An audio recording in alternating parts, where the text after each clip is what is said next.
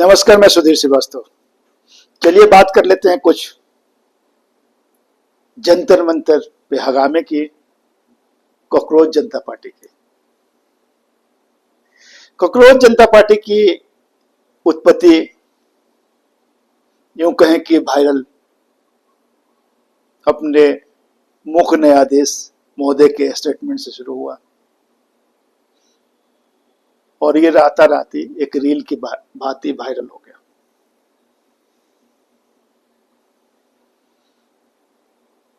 जंतर मंतर पे प्रदर्शन नीट के पेपर को लीक होने की वजह से स्टार्ट किया गया। भारी मात्रा में स्टूडेंट वहां आए।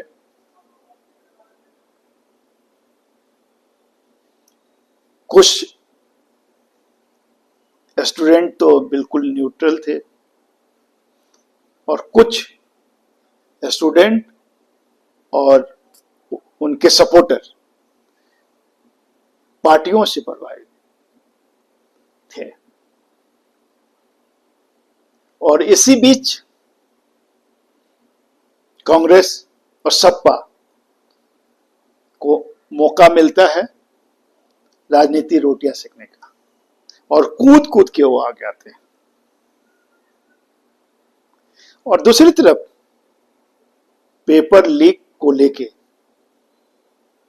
सदियों से, यूं कहें कि सालों से, सदियों कहना तो गलत है, बट सालों से पेपर लीक होते आ रहा है और इसको पुरजोर तरीके से रोकने के लिए सरकार चिंतित है और कई लोगों पे कार्रवाई की गई और आज करीब 47 लोगों पे बड़ा एक्शन हुआ। लेकिन जंतर मंतर पे मोदी विरोधी, अमित शाह जी विरोधी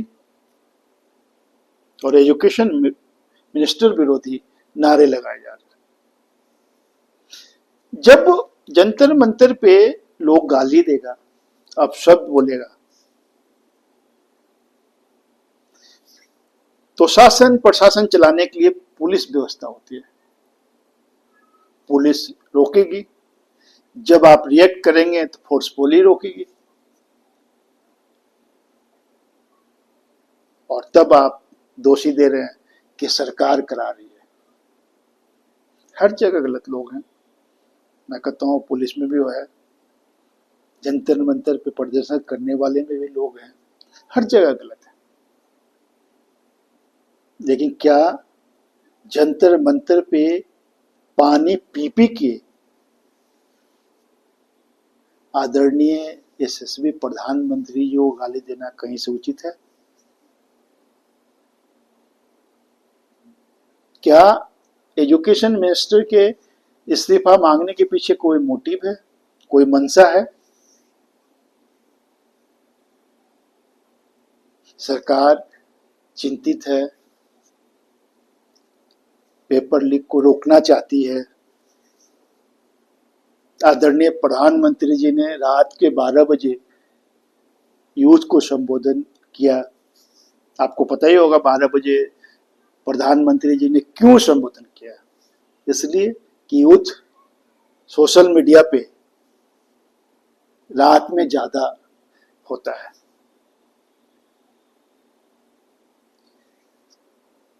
अब आप देखिए कि हर जगह से, हर पार्टी के अच्छे और बुरे लोग वहां इकट्ठा हो जाता है जंतर मंतर पे,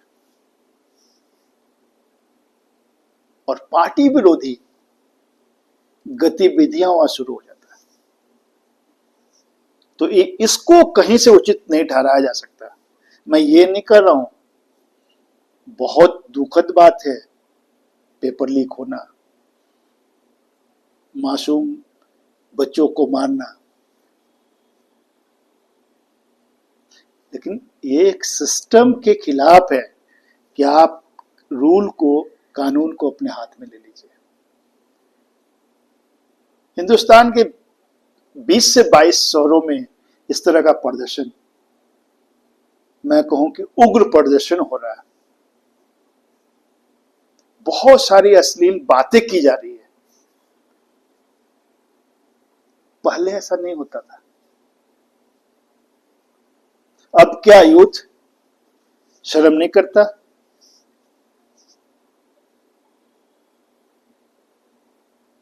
पुलिस वाला डंडा मार रहा है,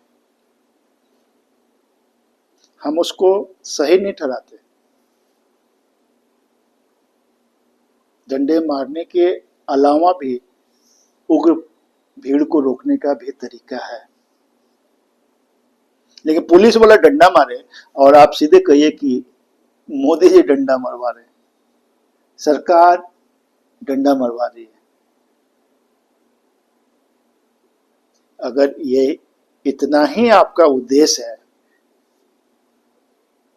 स्वच्छ बिना मनसा का उद्देश्य है कि एजुकेशन सिस्टम में सुधार हो, तो सरकार बढ़ता के लिए बुला रही है। आप आइए, बैठिए। और आज इतने दिनों बाद आप आए, नड्डा जी के साथ बैठे, जितेंद्र सिंह जी के साथ बैठे, आपने 3 मांगे मानी, 3 मांगे मांगी और सरकार उस पे बहुत हद तक तैयार हो गई। एक मुद्दों पे 1 दिन का टाइम लिया। 20 शहरों में जो लोगों को, आम जनता को दिखते हुए, उस पर कोई बात नहीं कर रहा। तोड़ फोड़ हुआ, कोई बात नहीं कर रहा। पढ़े लिखे बच्चे बहुत दुखी हैं।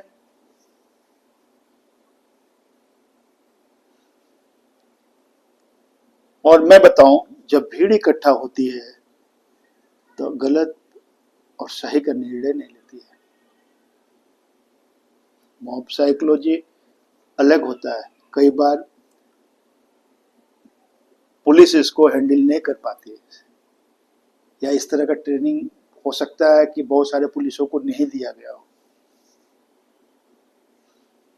बच्चे पीटे गए, बच्चियां पीटी गई, पुलिस वाले पीटे गए। ये सुधार का दिशा नहीं है। और सरकार स्पष्ट चाहती है कि एजुकेशन मिनिस्टर का बिना इस्तीफा दिए लीकेज को सुधार कर, कड़े कदम उठाकर, एक रूल नियम बनाकर गलती करने वाले को पकड़कर 10 साल की सजा और 10 करोड़ रुपए के फाइन कानून बनाना चाहते हैं। लेकिन दूसरी तरफ विपक्ष सदन नहीं चलने दे रहा है, बात नहीं होने दे रहा है, चर्चा नहीं होने दे रहा है। ये आपको लगता है कि कांग्रेस और सपा ये बच्चों के परेशानी से परेशान है, बेताब है? नहीं, इसको अपने राजनीतिक रोटियां सेकनी है। इसको मौका मिला है। राहुल गांधी हर 4 घंटे पे पैतरा बदलते हैं। कभी प्रधानमंत्री जी के घर के सामने धरना प्रदर्शन करते हैं, कभी गांधी जी के पास जाके गांधीगिरी करते हैं।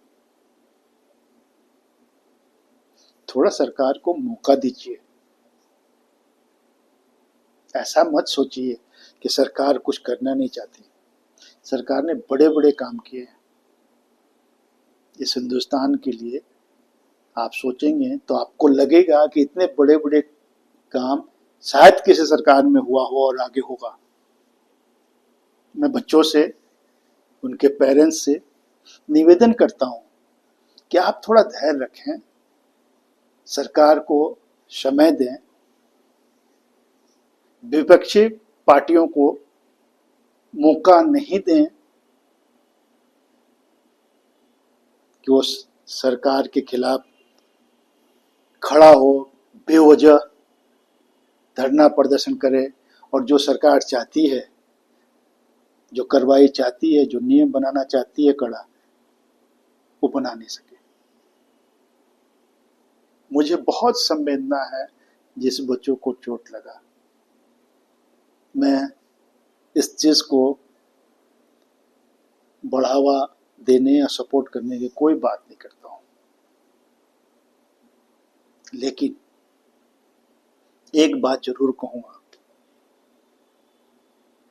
और निवेदन करूंगा सरकार से कि ऐसी कठोर कदम उठाया जाए, ऐसे कठोर नियम बनाए जाए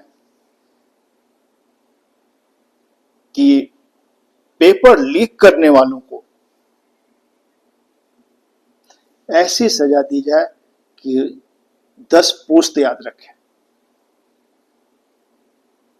मैं कई सारे बच्चों की स्टेटमेंट सुन रहा था, हमारे भी बच्चे हैं, रात रात भर जग के, ब्रेड खा के, और कुछ बच्चे तो ऐसे हैं कर्ज लेके कोचिंग जाते हैं और पढ़ाई करते हैं। जब पेपर लीक होता है, आप सोचिए कि उस पर क्या गुजरती होगी। ये बहुत बड़ा क्राइम है, ये बहुत बड़ी समाज में कुरीति है जो समा गई है।